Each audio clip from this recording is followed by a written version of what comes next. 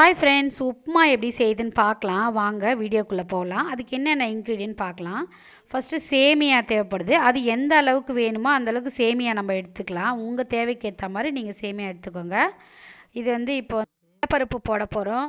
உளுத்தம்பருப்பு, வெங்காயம், பச்சை மிளகா, கருவேப்பிலை, கொத்தமல்லி இதெல்லாம் தான் மெயினாக நம்ம அதில் போட போகிற இன்க்ரீடியண்ட்டு. சப்ஸ்கிரைப் பண்ணலன்னா சப்ஸ்கிரைப் பண்ணிக்கோங்க. Sathya easy cooking. இப்போ சேமியா செய்யறதுக்கு எப்படின்னு பார்க்கறதுக்கு போகலாம். வாங்க வீடியோக்குள்ளே போகலாம். ஓகேங்க.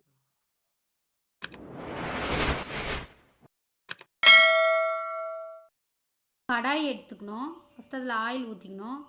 கடுகு போட்டுக்கணும். உளுத்தம்பருப்பு போட்டுக்கணும். உளுத்தம்பருப்பு நல்லா பொரிஞ்சு வந்ததுக்கப்புறமா கடலப்பருப்பு போட்டுக்கணும். கடலப்பருப்பு நல்லா கொஞ்சம் கலர் சேஞ்ச் ஆனதுக்கப்புறமா பச்சை மிளகா போட்டுக்கணும்.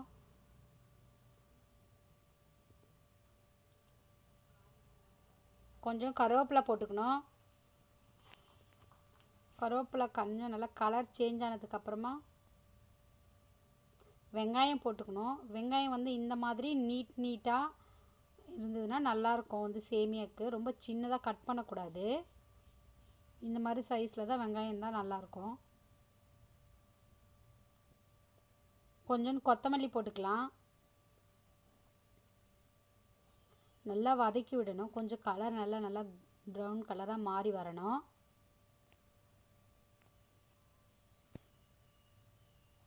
இப்போ பாருங்கள், நல்லா வதங்கி வந்துருச்சு. இப்போ இந்த ஸ்டேஜில் நம்ம என்ன பண்ணுறோம், தண்ணி ஆட் பண்ணிக்க போகிறோம். ஒரு கப்பு சேமியாவுக்கு 2 கப் அளவுக்கு நம்ம தண்ணி ஊற்றிக்கினா தான் சேமியா நல்லா குழையாமல் நல்லா உதிரியாக நல்லா வரும். ஓகேங்களா?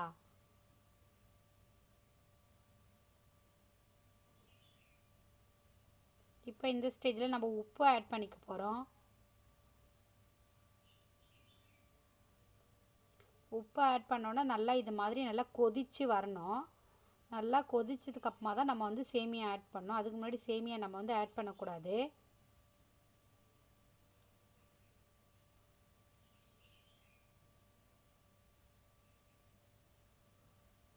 இப்போ பாருங்கள், சேமியா ஆட் பண்ணிக்கலாம்.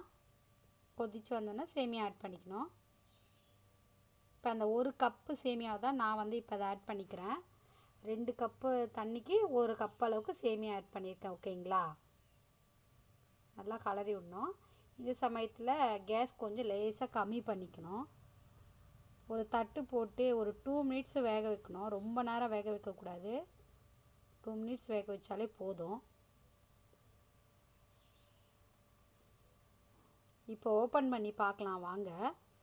நம்ம ஊற்றின தண்ணி எப்படி நல்லா ட்ரையாக இருக்குது பாருங்கள். இன்னும் கொஞ்சம் ட்ரை ஆகணும். இப்போ நல்லா வெந்துருக்கு பாருங்கள், எடுத்து காட்டுறேன். இந்த தண்ணி இன்னும் கொஞ்சம் இருக்குது. அந்த கொஞ்சம் ட்ரை ஆகிற வரைக்கும் கொஞ்சம் சிம்மில் வைக்கணும். அதுக்குன்னா இப்போ இன்னும் கொஞ்சம் கேஸை சிம்மில் வச்சுட்டு கொஞ்ச நேரம் தட்டு போட்டு மூடி வைக்கணும். ஏன்னா அந்த லேசான அந்த சூட்லேயே அந்த ஆவிலேயே அதை வேக வச்சா மட்டும்தான் அது உதிரியாக வரும். ஓகேங்க. நிறைய ஹை ஃப்ளேமில் நம்ம வச்சிட்டோன்னா அது தீஞ்சு போகிறதுக்கு நிறைய வாய்ப்பு இருக்குது. அதனால் நம்ம இப்போ பாருங்கள், நல்லா கொஞ்சம் உதிரியாகவே வந்திருக்கு. இன்னும் கொஞ்சம் கேஸ் கம்மியாக கூட வச்சு மறுபடியும் அதை இன்னும் கொஞ்சம் நல்லா ட்ரை பண்ணும்போது நல்லா உதிரியாக வருங்களா. ஓகேங்களா?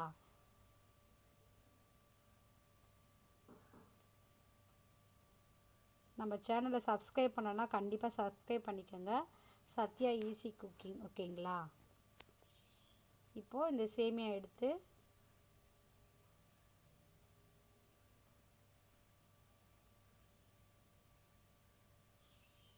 வாங்க ஒரு தட்டில் போட்டு காட்டுறேன் எப்படி இருக்குன்னு பார்க்கலான்ட்டு. ஏன்னா உதிரியாக இருக்கா அப்படின்னு உங்களுக்கு காட்டுறதுக்காக. பாருங்கள், நல்லாவே வந்திருக்கு.